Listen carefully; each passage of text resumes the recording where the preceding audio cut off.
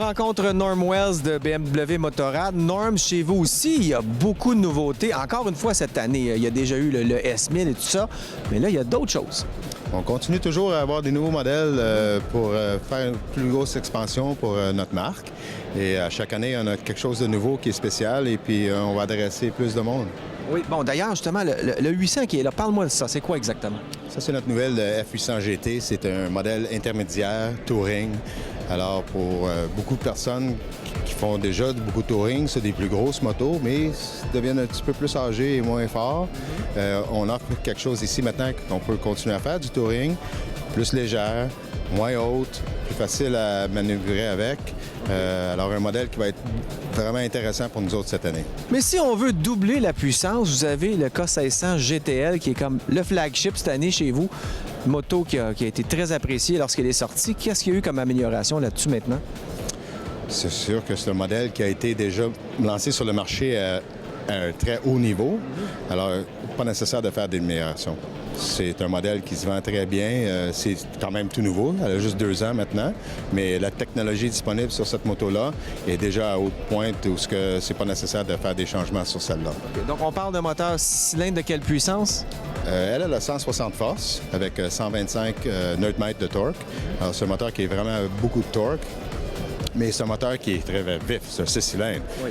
Touche le gaz, puis c'est le fun. C'est le fun. Fun à entendre, oui, officiel. Et si on la compare à la GT, quelle est la différence? Il y a plus de luxe, mais j'imagine que le L, c'est pour luxury.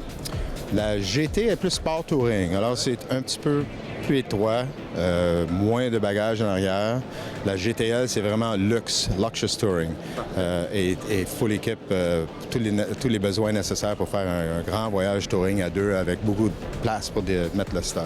Et bien sûr, vous avez encore le fameux R1200 GS qui a beaucoup plus de compétition qu'il y a 10 ans, mais qui tire quand même son épingle du jeu quand même favorablement, là.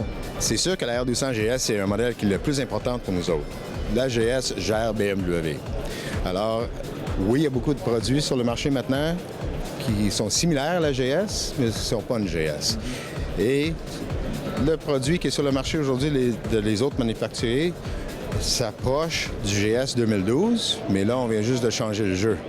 On a sorti le 2013. Qu'est-ce que vous avez fait? Ça, c'est un nouveau modèle avec le même style, le même look de la GS, mais c'est un nouveau modèle d'en avant en arrière. Complètement. Il n'y a pas une pièce qui est pareille sur la nouvelle que l'ancienne. Alors, elle refroidit liquide maintenant. Plus de puissance, plus de coupe. 5 modes de conduite, alors plus dynamique sur la route. Plus... Ah oui, on peut ajuster. Okay. Il y a 3 modes pour la route. Il y a 2 modes pour l'enduro. Enduro normal, après ça, Enduro Pro. Enduro Pro, c'est pour les vrais qui font du off-road.